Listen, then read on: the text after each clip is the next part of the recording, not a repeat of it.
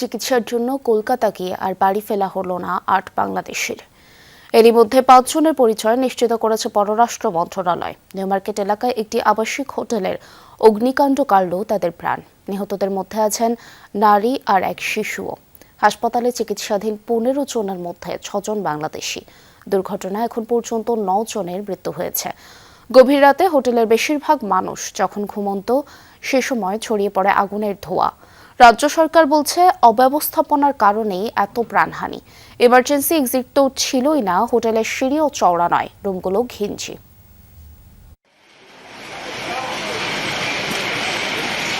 Kolkata new মার্কেটের কাছে মির্জা গালিবি স্ট্রিটের এই হোটেলে আগুন লাগে বুধবার গভীর রাতে।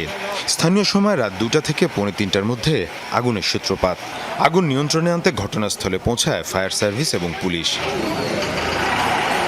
দ্রুত আগুন ছড়িয়ে পড়ার পাশাপাশি ধোঁয়ায় আচ্ছন্ন হয়ে পড়ে হোটেল শিখাইনের কয়েকটি রুম। আটকা পড়েন হোটেল রুমের ভেতরে থাকা অতিথিরা। আগুনে পুড়ে এবং নিঃশ্বাস বন্ধ হয়ে প্রাণ যায় ৯ জনের, যার মধ্যে ৮ জনই বাংলাদেশি। নিহতদের মধ্যে নারী এবং এক শিশু রয়েছেন। মূলত চিকিৎসার জন্য তারা কলকাতায় গিয়েছিলেন বলে বিভিন্ন প্রতিবেদনে বলা হচ্ছে। আমরা আতঙ্কের মধ্যে আছি, কারণ হচ্ছে আমিও যে হোটেলে আছি আশপাশে অনেকগুলো এই ধরনের হোটেল আছে। সেই হোটেলগুলোতে আপনার হচ্ছে নিরাপত্তা কতটুকু আছে এটা যাচাই বাছাই করে এখন দেখবো। ঘন ধোঁয়ার কারণে হোটেলের ভেতরে আটকে পড়াদের উদ্ধার করতে বেগ পেতে হয় উদ্ধারকারী দলকে। বিভিন্ন তলা থেকে মানুষকে বের করে আনা হয়, আহতদের নেওয়া হয় হাসপাতালে। আগুনের কারণ এখনো নিশ্চিত নয়। প্রাথমিকভাবে এসি থেকে আগুনের সূত্রপাত হয়ে থাকতে পারে বলে ধারণা কর্তৃপক্ষের। फायर फाइटिंग सिस्टम था, कुछ मेरे को देखने को मिला कि खास नहीं था, क्योंकि जहाँ जितना होगा तो जितना मौजूद होगा फायर फाइटिंग इक्विपमेंट वो लड़ाई कर सकते, उतना मेरे को नज़र में नहीं आया। ऐसा होटल जो लोग चला रहे हैं, ट्रेड लाइसेंस है कि नहीं, फायर लाइसेंस है कि नहीं, एक ही बिल्डिंग 3 तला बिल्डिंग 10 तो होटल चल रहे हैं, छोटा छोटा रूम्स 10 तो रूम, ये सो नहीं चल सकता है। তবে আগুনের কারণের পাশাপাশি সামনে এসেছে আরও বড় প্রশ্ন, হোটেলটিতে অগ্নি নিরাপত্তা ব্যবস্থা কতটা কার্যকর ছিল। সরু সিঁড়ি, জরুরি বহির্গমন ব্যবস্থার ঘাটতি এবং অগ্নি নির্বাপন সরঞ্জাম নিয়েও প্রশ্ন তোলা হয়েছে। যেখানেই ঘিঞ্জি এলাকা সেখানে এই ধরনের ঘটনা ঘটছে। সুতরাং এই ধরনের ঘটনার ব্যাপারে একেবারেই আমরা একেবারে জিরো টলারেন্স। দুর্ঘটনার পর হোটেলের নিরাপত্তা ব্যবস্থা খতিয়ে দেখা হচ্ছে।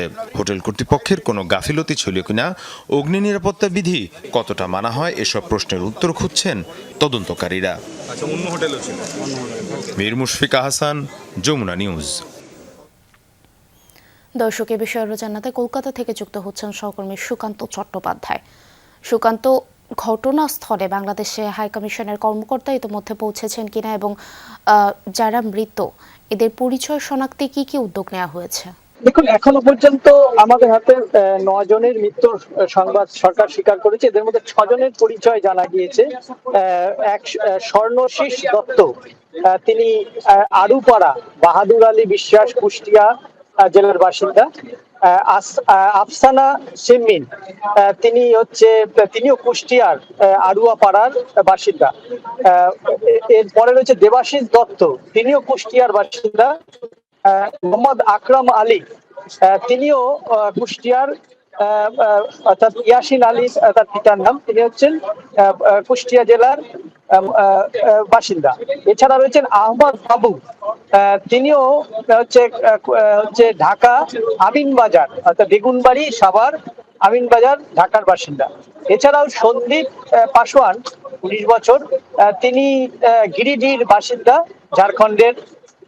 এছাড়া 3 জন যে অবশিষ্ট যে মৃত ব্যক্তি রয়েছেন, লাশ রয়েছেন, তাদের পরিচয় এখনো পর্যন্ত পুলিশ শনাক্ত করতে পারেনি।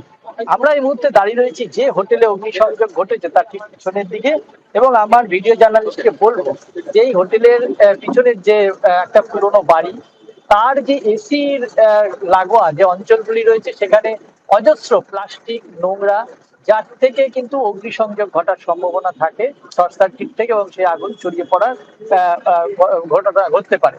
এই বিল্ডিং এরই এই ওপর থেকে যে নামতে গেলে যে 3 তলা এবং 2 তলা এবং 4 তলা, এই 3টে তলাতেই কিন্তু আগুন লাগে এবং যে গোটা এলাকা কি ধোঁয়া ছন্ন হয় এবং দম বন্ধ হয়ে এদের মৃত্যু হয়।